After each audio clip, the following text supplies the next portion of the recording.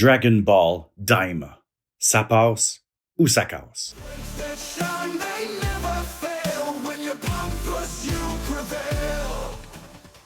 Bienvenue dans ce nouvel épisode du Pumpcast, où on plonge dans l'univers de Dragon Ball Daima. Historiquement, la franchise de Dragon Ball est une vraie mine d'or qui a pu inspirer une génération d'individus à se dépasser autant sur le plan physique que sur le plan professionnel. Mais aujourd'hui, on va se poser deux questions essentielles. Est-ce que la nouvelle addition à la franchise vaut la peine d'être regardée? Et est-ce que c'est divertissant? Parce que même si Dragon Ball Daima peut être riche en contenu de développement personnel et de motivation fitness, mais que c'est nul à c'est peut-être juste mieux de passer son tour et de rester avec les classiques de Dragon Ball Z. Alors c'est notre devoir de consommer cette série pour pouvoir vous la conseiller ou de vous dire de passer votre tour. Et pour parler de tout ce qui a rapport avec Dragon Ball, j'ai dû faire appel à un connaisseur, un expert, un Super Saiyan dans la matière. Alors sans plus tarder, bienvenue au Pumpcast. Salut tout le monde, ici Steph du Pumpcast, en direct de la tanière cachée avec mon bro Bear Robert.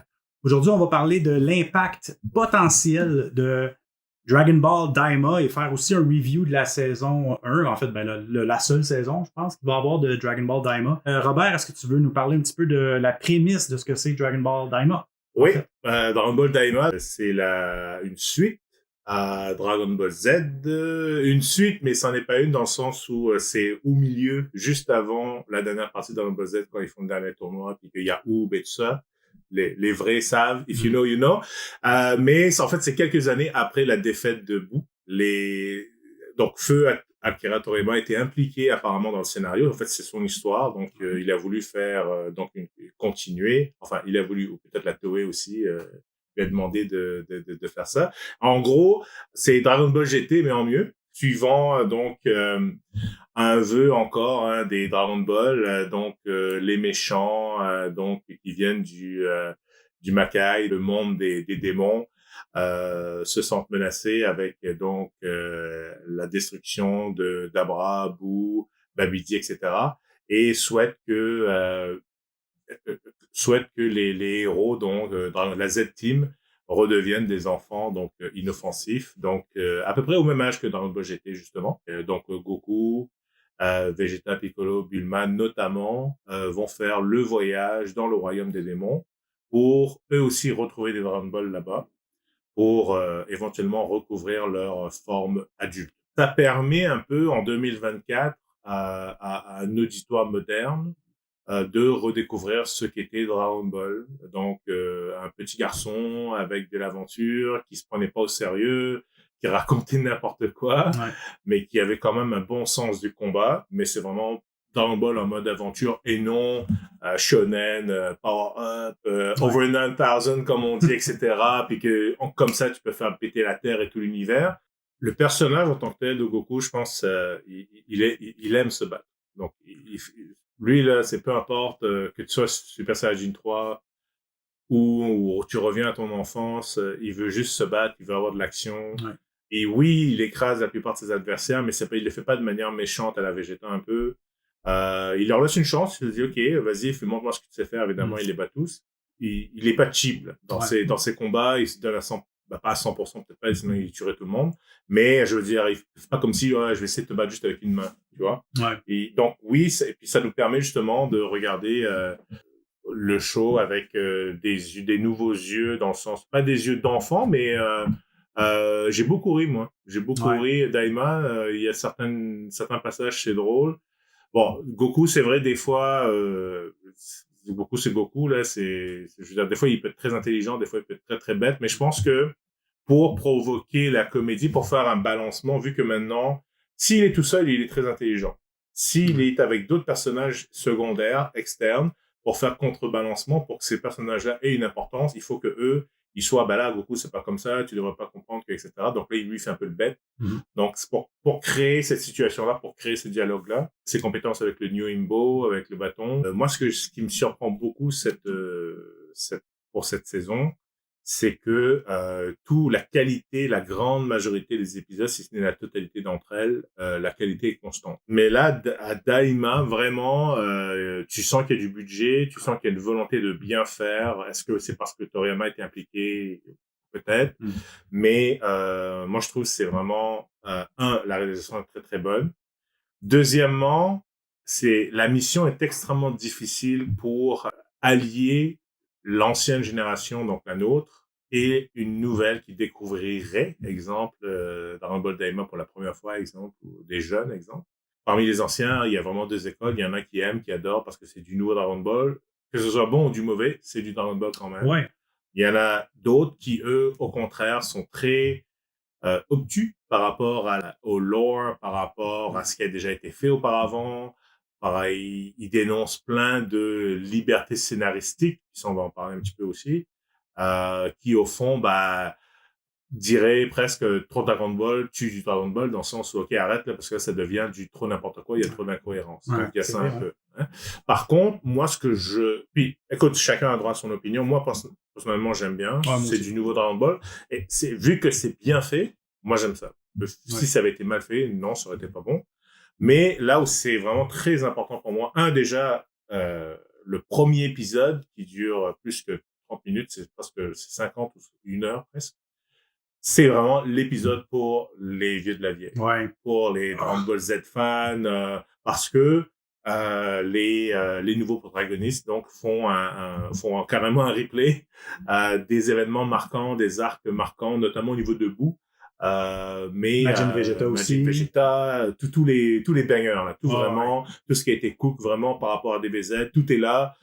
Réalisation. Et c'est ça qui peut-être frustre un peu les gens qui n'aiment pas Daima parce qu'ils se disent autant, au lieu de faire Daima, vous devriez refaire Dragon Ball Z avec ces nouveaux moyens-là. Mais d'un autre côté, je me dis, on a eu Kai déjà. Ouais. Est-ce qu'on a encore besoin de revoir? Puis moi, je les aime bien. C'est des vieux épisodes dégueulasses, mais je les aime bien quand même, mes épisodes DBZ d'origine. Bref, ce que je veux dire par là, c'est que il y a le premier épisode qui est très très bien, mais moi ce que j'aime beaucoup c'est que ils rendent justice au moment clé de Dragon Ball pour le développement justement de Goku. Tu disais c'est un reset, donc il recommence un peu au début, mais c'est comme un reset et une progression accélérée.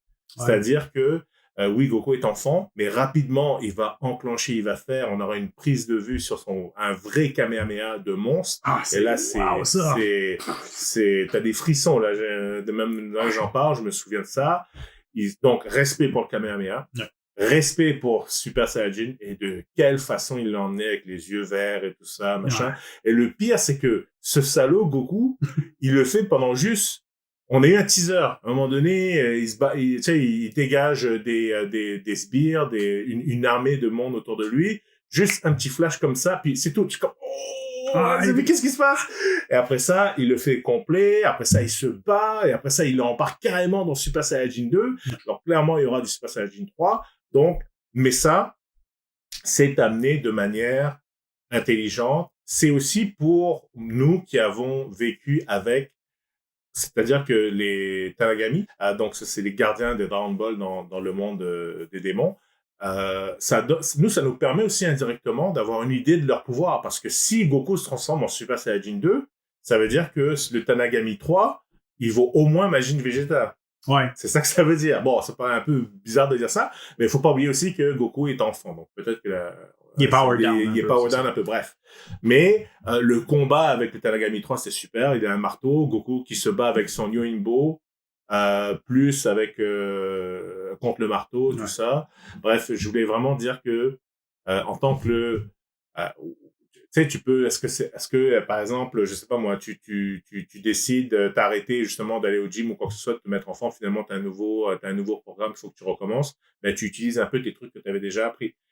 Est-ce que si tu commences un nouveau travail, par exemple, nouveau travail, tu recommences peut-être en bas de l'échelle ou dans l'organisation, ton ancienneté n'est pas la même, ta crédibilité n'est pas forcément là, tu utilises un peu tes ressources, tes soft skills un peu, à gauche et à droite, si t'es par exemple, je suis un champion en Excel, parfait, boum, tu peux aller chercher ça. Donc, je trouve que c'est un bon moyen, tu passes du bon temps avec Daima, moi je trouve, ça permet de faire avancer le personnage. En 10 épisodes et plus, ils ont multiplié, en anglais on dit they multiplied by tenfold, l'univers de Dragon Ball comme jamais auparavant. C'est vraiment... Super l'avait fait un peu avec le tournoi le Super Power, là, des puissances, avec les univers. Ça, déjà, c'était super cool. J'ai aimé ça. Ça, c'était bien. Ouais, c'était cool, ça, c'était bien. Ça permettait de voir des what if, des scénarios what if un peu. Ouais. Ça, c'était bien. Des filles, Saiyajin, tout le monde, hein, tous les bandes de salauds, là, les hentai, là, aussi, on sait tous à quoi vous rêvez. Là, par contre, le lore officiel, l'univers 7, donc le Dragon Ball, là, tu apprends plein de choses que tu n'avais jamais... On te donne des réponses à des questions que tu t'étais jamais posées auparavant. Ouais, tu sais, je veux dire, pour moi, Piccolo Daimao, il vient de Namek et c'est tout, quoi. C'est tout. À savoir que ces gars-là, en fait, c'était des esclaves des démons là-bas qui se sont enfuis et tout ça. Mais ça rajoute, même à la rigueur, à Piccolo Daimao père, un côté... tu vois, il tyrannique un peu, où est-ce qu'on, tu sais, alors que bon, dans l'histoire, c'est parce que c'est la corruption des hommes et tout ça, mais bon, bref, il y a ça. Comment est-ce que les Kaioshin, les Shin naissent, Nahare, hein, voilà. Ça, j'ai vraiment adoré ça. Kaioshin, je l'adore. Kaioshin, il est super cool.